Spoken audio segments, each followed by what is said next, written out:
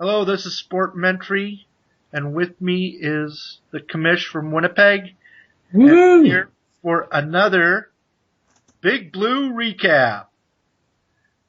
And this week was a little better. We're in a little better spirits with a Big Blue win. What do you have to say for yourself? Well, I'm going to thank Stephen Jyles for this victory because without him, we'd be 0-5. So I'm not that stoked about the victory, to be honest with you. I think the Bombers basically snatched victory from the jaws of defeat. You know what? This is what I say. Every play has a place in the game. And the better team won, I believe. Game 5. Watching the game, a couple of things came to mind.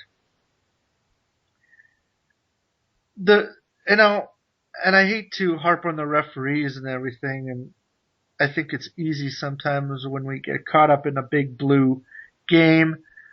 But I mean, there's a real problem with being fair on the holding call front.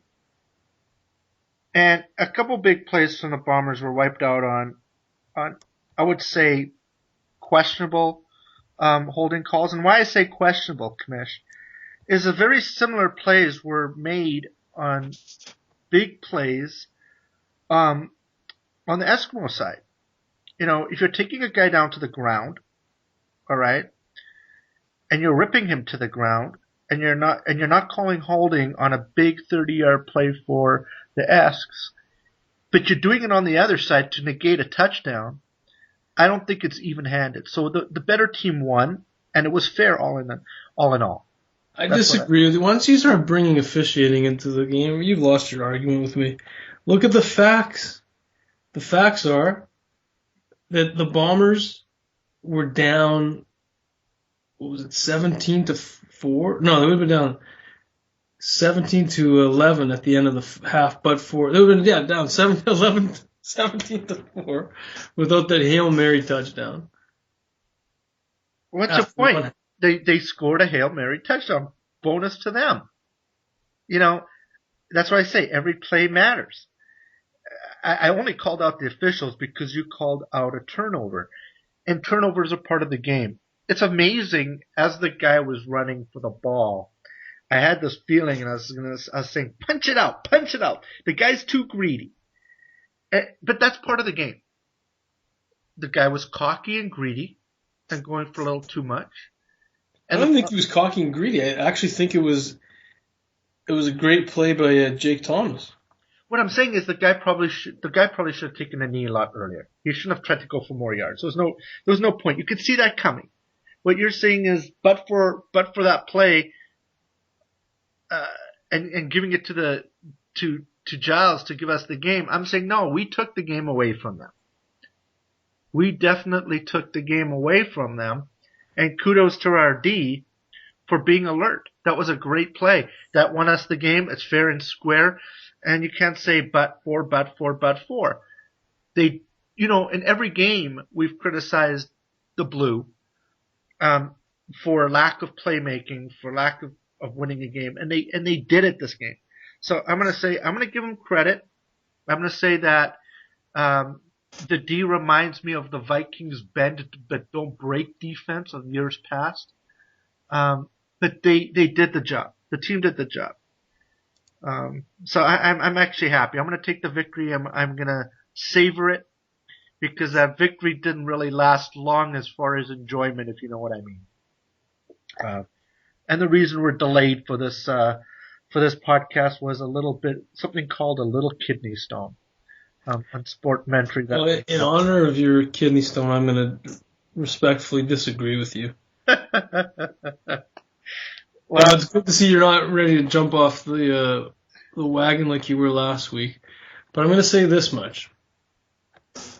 And hear me now, and let me speak later about this, but the Bombers still have some major problems. And they played against a mediocre Edmonton team. And their main problem is their lack of creativity on offense. Although I will say, you know what? They did show a little bit more using Simpson out of the backfield to throw some passes to him, but they still got a ways to go. There's no doubt. I mean, look, I'm still not. And in fact, they were a bend but don't break defense. It was scary. It really was. No, it was. And so, I'm still not sold on Brink. I'll be honest. Especially in the first half. I mean, there's a couple interceptions. Just not being comfortable in the pocket, holding that ball a little too much, and not being. Yeah, he's got to learn to eat the ball, but you know what? He needs to feel the defense. He needs to know when you're right. But he needs to. That comes with playing time and experience, and you know what? Those interceptions aren't necessarily on him. They're all on him. I'll tell you why. They're on him because he should know when to eat the ball. He should know. He should feel that defender coming. It's all on him. Are you telling me that Brett Favre knew when to eat the ball? Brett Favre was It's not fair, but celebrated for being a gunslinger, being a cowboy. Peyton Manning sure does. Tom Brady sure does, for the most part. Not that they don't ever make mistakes, but Brett Favre, he'll go down the annals of one of the greatest quarterbacks. But you know what I think about that? The guy had the most interceptions ever in the NFL, so I don't think he's a good comparison. But then again, we're not talking about Brett Favre and Brink here, are we? And we're talking about the Bombers, and we're talking about a team that he needs to do better. He did better in the second half. I'll give him that. All in all, I'm going to say this: I'm very happy with a victory. Victory tastes so much better than defeat. Okay. We've sat 4 weeks in a row, talking about the Bombers needing a victory, and we said it again this week, and they got the victory. And I'd hate to take that victory away from them when we've been calling for it, and they went out and got it. And how they got it, I don't really care at this point. And I couldn't care if they play horse shit, and I shouldn't be saying that on the podcast, but I couldn't care less if they played terrible football here and then and won games. I just want them to win games. You just want them to win games. You don't care how they win. At this point, no. Let them string a few victories together. If they win some dirty games,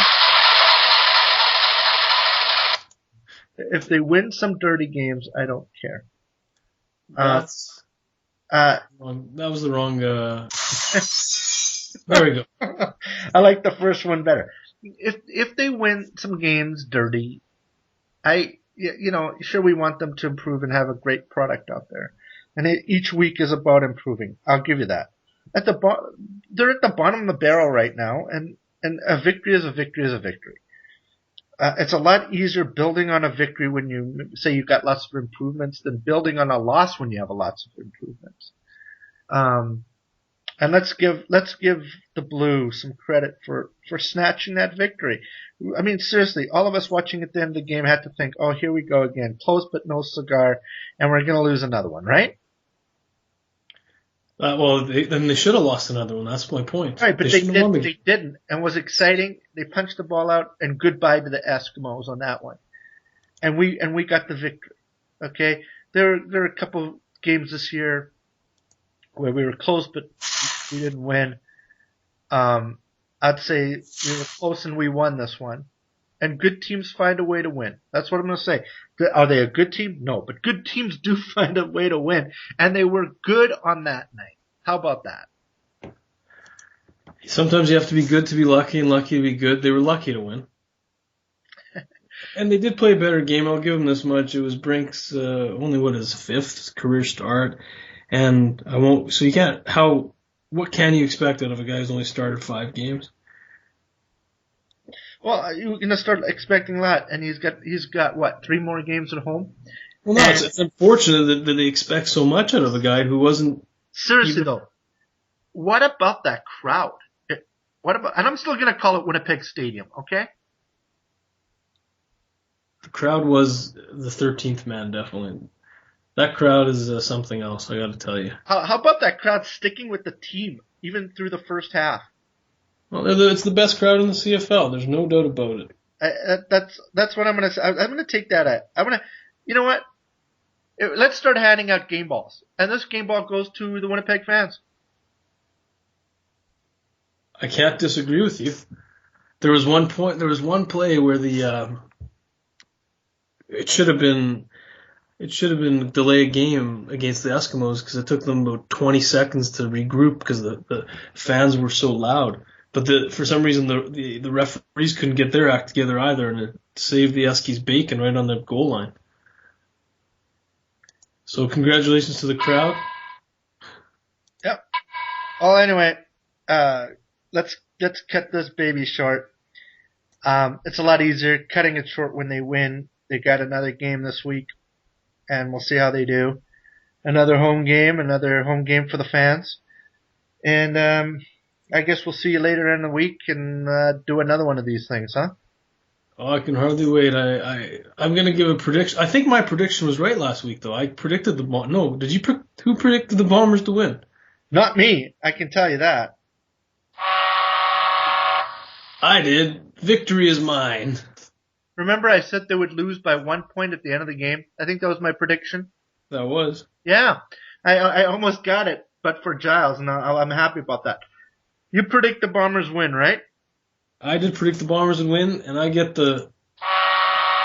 Thank you. I'm going with a 35-10 Bombers defeat this week. They're going to lose 35-10 to that Alouette defense? Yep. 35. No way. 35-10. The Bombers go to 2-3. Brink's going to throw for 3 touchdowns. Simpson's going to run for 125 yards. The Bombers 35. Alouettes 14. Almost a reversal. Well, anyway, we'll catch up at the end of the week. Have a great one. For those who want to see more of our podcasts and material, log on to www.sportmentary.com. That's sportmentary.com. Look for the Blue Bombers update tab, and we'll see you later in the week. Game 6 recap. Good night. Have a good night. Good luck.